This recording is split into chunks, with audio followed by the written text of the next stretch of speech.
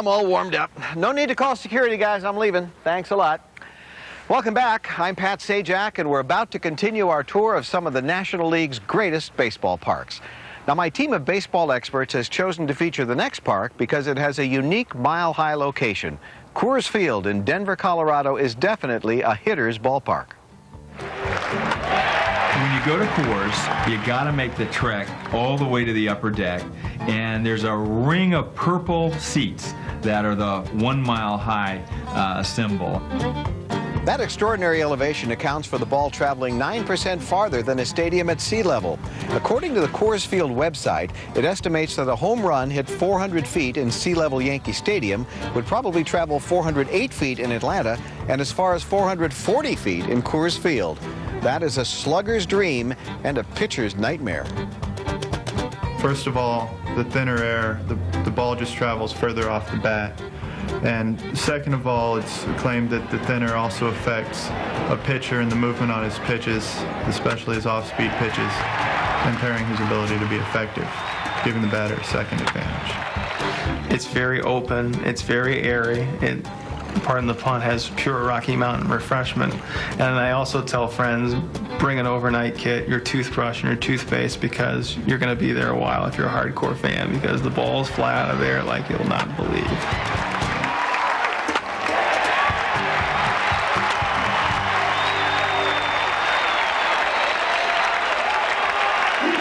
Coors Field was opened in 1995, and it was designed to fit into the historic part of Denver's lower downtown district known as Lodo.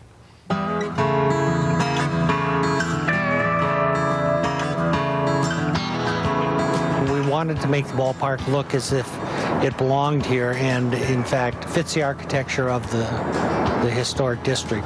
It's built to look like it's from the outside only about 4 to 5 stories high. It's brick, which keeps in with the architecture of the surrounding area. So it's really revitalized the lower downtown area. Coors Field definitely fits in well with its surroundings, particularly incorporating an existing building and putting a microbrewery there on the grounds of the stadium. It's called Sandlot Brewery. The restaurant piece of that is called Rounders, and it sits in the right field corner of the stadium on street level and is open year-round for lunch and is open during the games.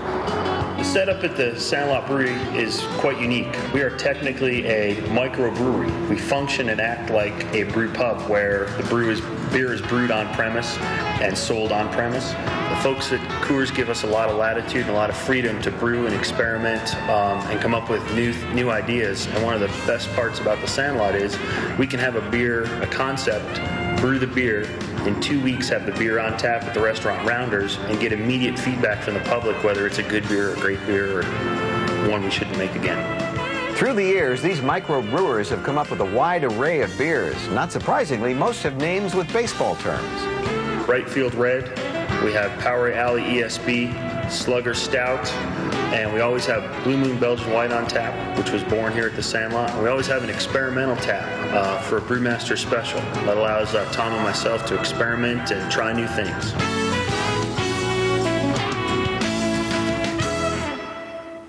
For visitors taking a ballpark tour, one of the most exciting parts is getting to see some of the places that would be off limits on game days.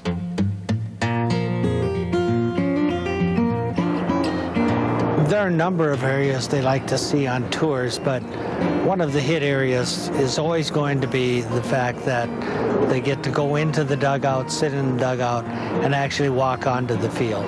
It's a much different experience when you look at the facility from the field and see it as players would see it, or as those who actually perform on the field see it, as opposed to how most of us see it from the stands looking down on the field.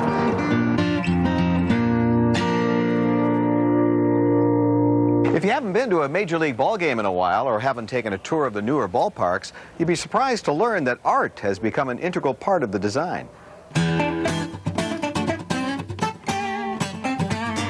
the great art that's in baseball parks all over America is truly spectacular. The sculptures of the great baseball players outside of the new Pittsburgh Stadium. You've got Roberto Clemente. Outside of San Francisco, there's a Willie Mays that you gotta have your kid take a picture next to.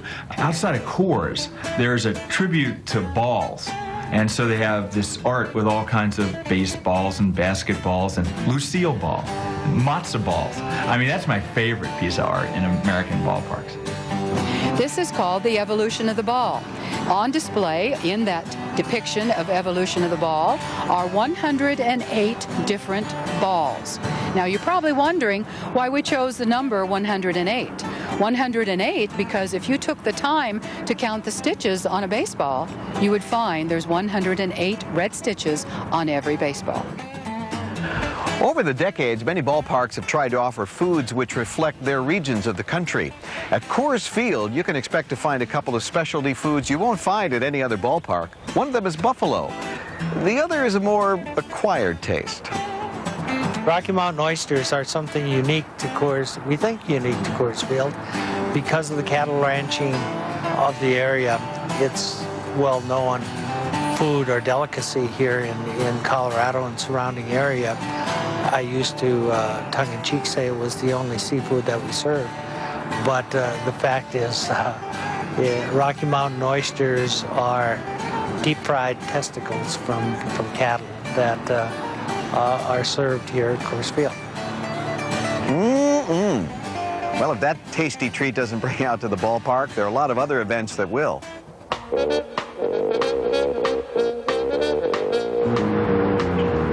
We do weddings here at Coors Field, both on the field and in some of our restaurants and other parts of the ballpark. By chance, I looked in a magazine and saw it, and we called them up just to quote a price, and they were really reasonable, and so that's how actually we had it. For downtown, one of the most reasonable, because we definitely wanted to have it downtown because we had, so, like I said before, so many out-of-town guests. So we did check everywhere around downtown as most reasonable. I think the best atmosphere out of it. I think this beats a hotel ballroom, but